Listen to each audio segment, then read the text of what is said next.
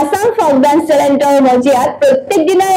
একোগৰাকীকৈ অতিথি উপস্থিত থাকে আপোনালোক সকলোৱে এই বিষয়ে জ্ঞাত আজিও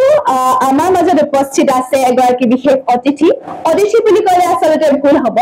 আসাম ফক ডান্স টেলেণ্টৰ জন্মলগ্নৰ পৰা বিভিন্ন দিহা পৰামৰ্শৰে এই অনুষ্ঠানটিক আগবাঢ়ি অহাত অৰিহণা যোগোৱা এগৰাকী ব্যক্তি লগতে আসাম ফক ডান্স টেলেণ্টৰ উপদেষ্টা অতিকে শ্ৰদ্ধা প্ৰদ্যুন্ন দাস আমি ডাঙৰীয়াক মঞ্চলৈ স্বাগতম জনাইছো আপোনালোকে চাই আছে আসাম ফক ডান্স টেলেণ্ট আটাইকেইগৰাকী বিচাৰক চিনাকি কৰাৰ লগতে আজি আমাৰ মাজত উপস্থিত থকা অতিথিয়েও আসন গ্ৰহণ কৰাৰ লগে লগে আমি আজি যাব বিচাৰিছো আজিৰ এপিছডৰ প্ৰতিযোগিতাৰ মাজলৈ আৰু প্ৰথমগৰাকী প্ৰতিযোগী হৈছে খ শাখাৰ বিশ্বনাথ চাৰিআলিৰ প্ৰতিযোগী গীতাঞ্জলি গগৈ আহকচোন আমি চাওঁ আজিৰ এপিছডৰ প্ৰথমগৰাকী প্ৰতিযোগীয়েনো কেনেধৰণৰ নাচ পৰিৱেশন কৰে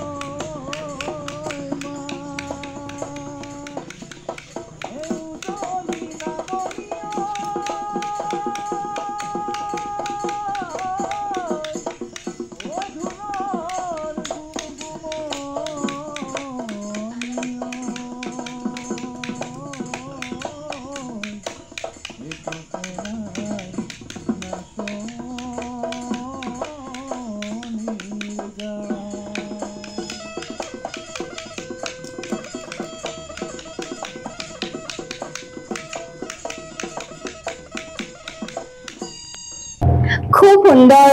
গীতাঞ্জলি গগৈ তোমাৰ নাচনীজনীৰ লগতে কিন্তু হাঁহিটো খুব মৰম লগা মোৰ খুব ভাল লাগিল নাচনীজনী চাই কিন্তু আমাৰ বিচাৰকসকলে কেনেকুৱা পালে সেয়া জানিবলৈ আমি যাব লাগিব আমাৰ বিচাৰকসকলৰ ওচৰলৈ প্ৰথমে আমি যাব বিচাৰিছো আমাৰ নয়ন হাজৰিকা ছাৰৰ ওচৰলৈ ধন্যবাদ গীতাঞ্জলি তোমাৰ নাচ ভালে হৈছে তালৰ অকমান গণ্ডগোল এটা আমি দেখিছো এই গণ্ডগোলখিনি তুমি আগন্তুক দিনত শুধৰাই ল'বা আৰু ইয়াতকৈ উন্নত ধৰণে যাতে তুমি নাচিবলৈ চেষ্টা কৰিবা আৰু তুমি এজনী অসমৰ ধুনীয়া নাচনী হৈ অসমৰ গৌৰৱ কঢ়িয়াই আনিবা বুলি আমি আশা ৰাখিছোঁ আৰু ইয়াতকৈ সুন্দৰভাৱে তুমি পৰিৱেশন কৰিবা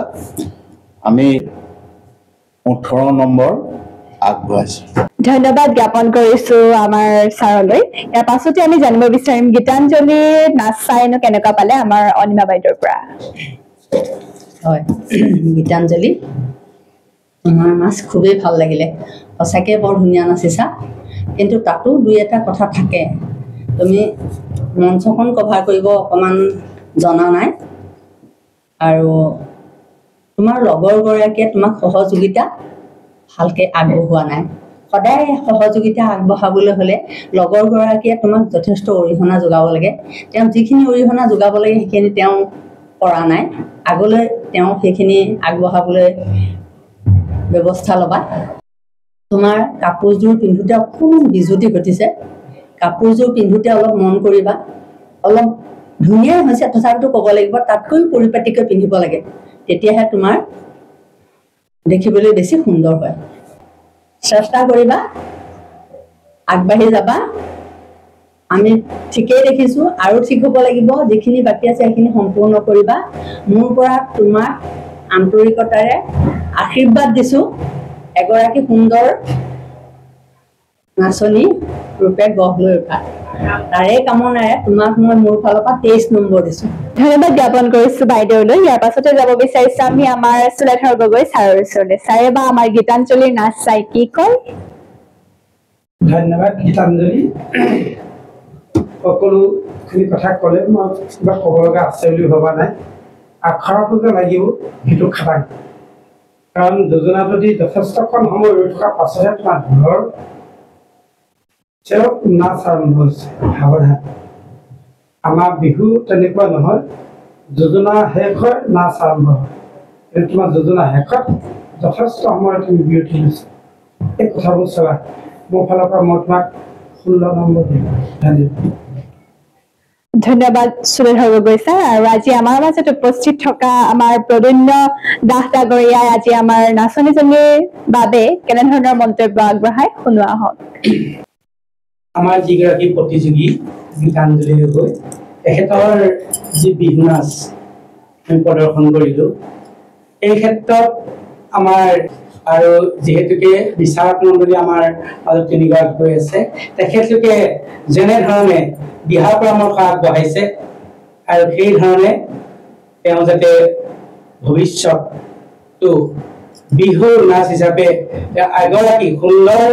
বিহুতী হ'ব পাৰে সেইটো আমি কামনা কৰিছোঁ আৰু যিখিনি তেওঁ মানে পাৰদৰ্শিতাৰ ওপৰত আমাৰ আমন্ত্ৰণ জনাই সুধু বিচাৰক মণ্ডলীসকলৰ যি বিচাৰধাৰা সেইমতে তেওঁ আমি গণ্য কৰিব অনুৰোধ জনাইছোঁ ধন্যবাদ জ্ঞাপন কৰিছো আটাইলৈকে আৰু আমি আগবাঢ়িব বিচাৰিছো আজি দ্বিতীয়গৰাকী প্ৰতিযোগীৰ মাজলৈ